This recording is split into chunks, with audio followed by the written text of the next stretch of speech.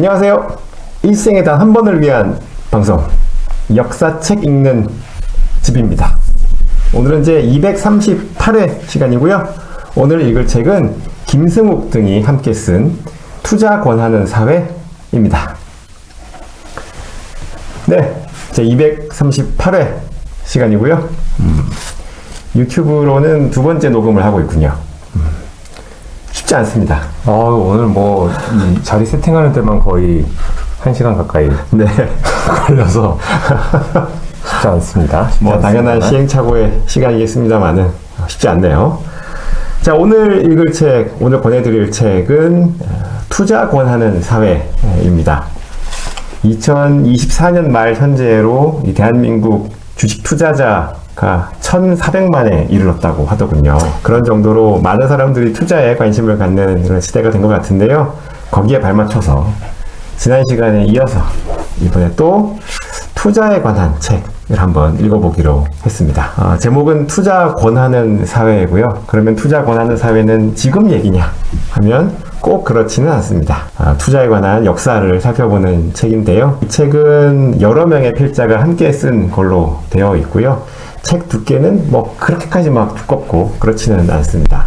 지금 이 책은 여러 편의 논문이 함께 섞여 있는 책인데요.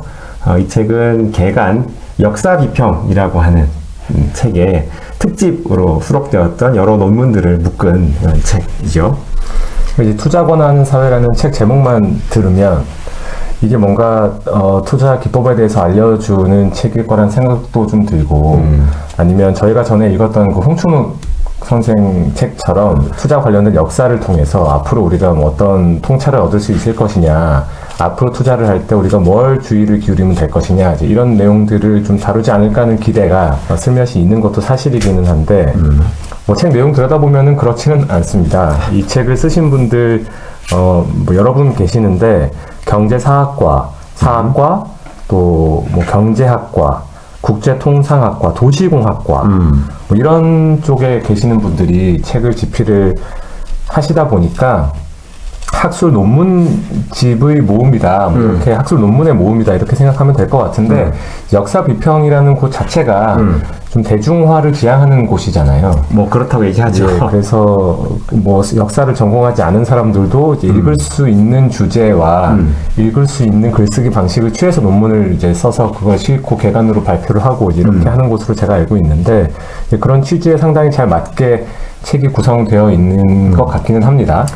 다만 이제 독자의 기대치가 어디에 맞춰져 있느냐에 따라서 조금씩 그 책을 읽는 느낌은 좀 다를 수 있을 것 같고 아예 그 편집하시는 분들이 그 책 서두와 말미에 그런 일종의 변명 같은 것들을 하시긴 했죠. 이거 투자 기법 알려주는 책 아니야 하면서 얘기를 좀 하시긴 하셨고 다양한 그 논문이 모여있는 책이다 보니까 주제도 사실상 아주 일관되지는 않고요. 주식 투자에 대한 이야기가 한 절반 이상 되고 부동산 투자에 대한 이야기가 또한 그 정도 되고요. 맞습니다. 지역적으로는 한국만 다루고 있는 게 아니고 한국도 나오고 미국 마이애미 부동산 얘기도 나오고요. 맞습니다. 일본 영국 다양한 국가들의 사례가 이제 나오고 있습니다. 그래서 저희 오늘 방송은 이제 그런 다양한 책의 내용들을 조금씩 소개를 해드리고 물론 또 탕수육의 저자 소개가 있어야겠습니다만은 그리고 나서 이제 이 책이 취하고 있는 전체적인 어떤 투자에 대한 관점, 저는 그게 되게 흥미로웠거든요. 이 교수님들이 이 박사님들께서 취하고 계시는 이 투자와 소위 투기에 대한 어떤 복잡한 심경 같은 것들 그런 것들도 조금 우리가 나눠보면서 방송을 진행하면 어떨까 그런 생각을 하면서 오늘 방송 준비해봤습니다. 오늘 이 책 투자 권하는 사회는 2023년에 역사 비평사에서 나온 책인데요. 아까 말씀드린 것처럼 실제 이 책을 구성하고 있는 각각의 글들은 그 이전에 역사 비평이라고 하는 개간지에 특집으로 함께 발표되었던 글들입니다. 찾아보니까요. 역사비평 2022년 봄호와 여름호에 걸쳐서 특집으로 게재가 되었더라고요. 거기에 참여한 논문들이 여기 이 책을 구성을 하고 있는 건데요. 그러다 보니까 여기에 참여한 저자들도 굉장히 여러 명이고요. 커버하고 있는 시대라든지 지역도 매우 다양하다고 이야기할 수 있습니다. 그래서 저자 소개를 뭐 일일이 전부 다 하는 건 좀 어려울 것 같고요. 여기에 이제 머릿말을 쓴 대표 저자만 좀 말씀을 드린다고 한다면 김승우가 제일 먼저 앞에 나와 있고요.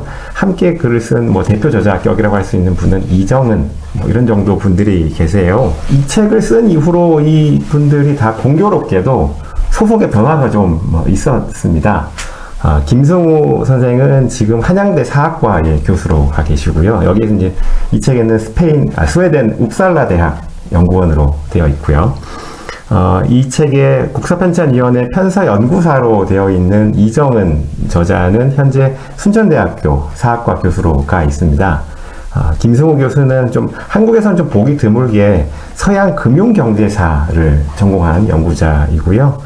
이정은 교수는 한국의 60년대와 70년대의 민간 자본의 동향을 가지고 박사학위 논문을 썼거든요.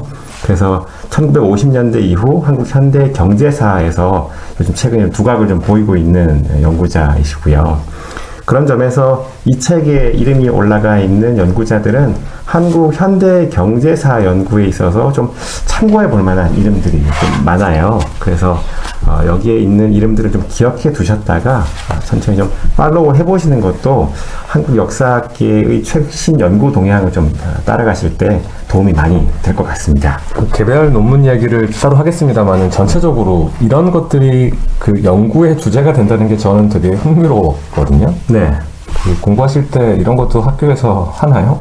뭐 부동산 투자의 뭐 역사라든지, 네네네. 주식 투자 기법의 역사라든지, 네.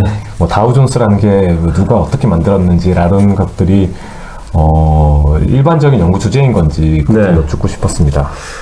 그런 점에서 지금 말씀해 주신 이 내용은 김승우 선생의 논문에 이제 주로 들어있는 내용들이잖아요. 그런 점에서 김승우 선생은 한국 역사학계에서 좀 귀한 존재이긴 하죠.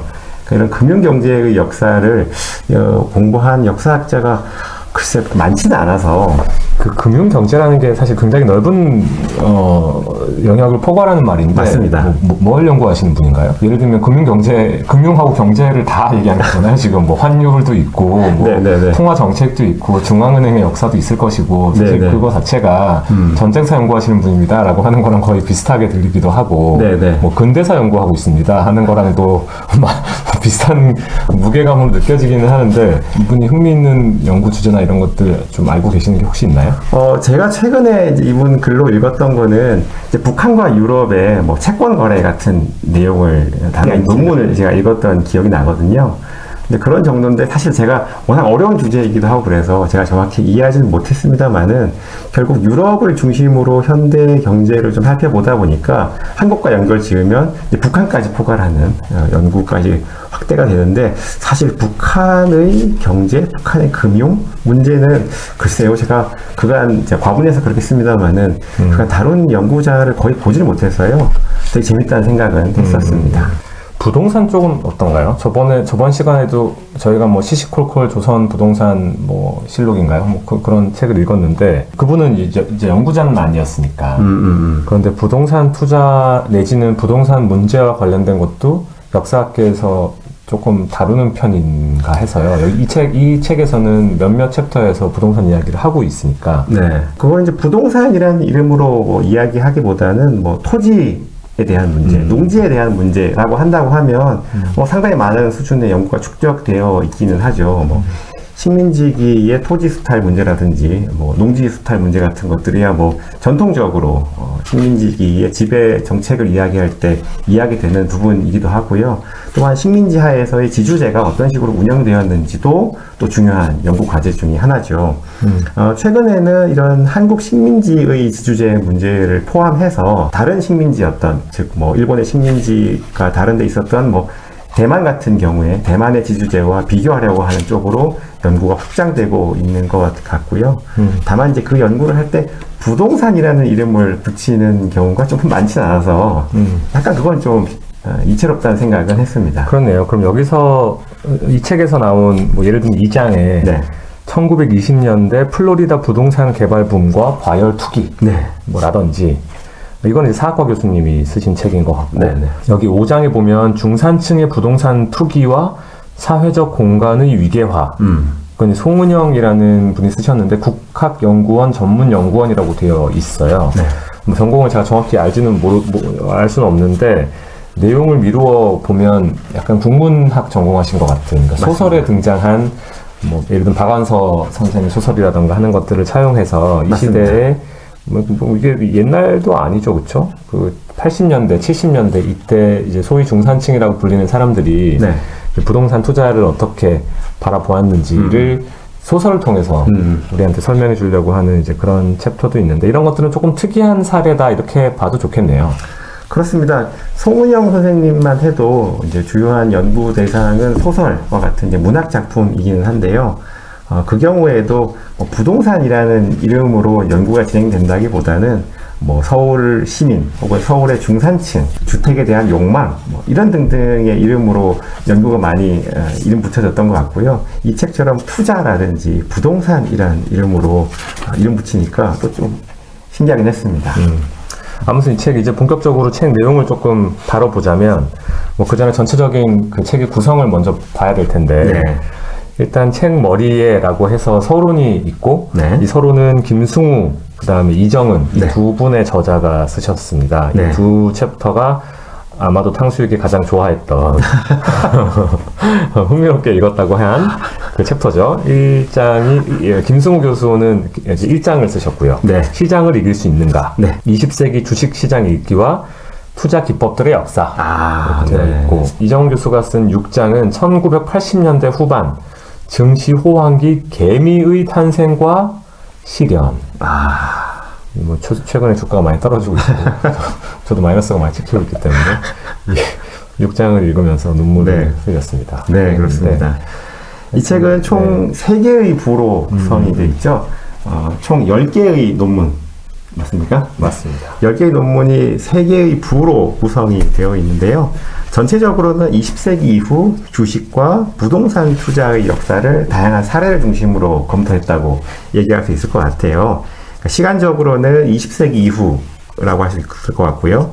공간적으로는 한국 외에도 뭐 미국의 플로리다, 뭐 일본의 버블 경제, 홍콩의 부동산 독점 문제, 영국의 주택 정책, 중국의 핀테크 등까지 범위도 상당히 넓습니다. 일부는 이제 이 주식과 투자, 주식 투자, 부동산 투자 문제의 뭐랄까 이렇게 기원이라고 해야 될까요? 그러니까 시작이라고 해야 될까요? 그런 이야기를 다루고 있는데요. 시간적으로는 대체로 20세기 전반을 다루고 있습니다. 뭐 주식 투자 기법의 역사라든지 주식 시장이 본격적으로 시작하는 과정을 다루는데요. 주로 미국과 한국의 사례를 다루고 있고 2부는 투자의 대중화와 저변화에 대한 이야기라고 정리해 볼 수 있을 것 같아요. 시간적으로는 20세기 후반을 주로 다룹니다. 60년대와 90년대에 걸친 동아시아, 그 중에서도 특히 한국과 일본의 문제죠. 그러니까 호황이라든지 또 그에 비롯해서 시작되는 투자에 대한 이야기들 다루고 있습니다. 제가 지금 방금 깨달으면 안 되는데 네. 방금 깨달았는데 여기 그 목차에 네. 3장의 제목이 잘못 쓰여 있습니다. 뭡니까?